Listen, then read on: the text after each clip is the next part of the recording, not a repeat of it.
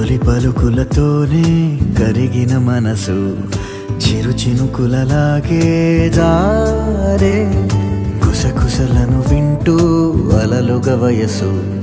పద పదమని తీరం చేరే ఏ పని పాట లేని చల్లగాలి ఓ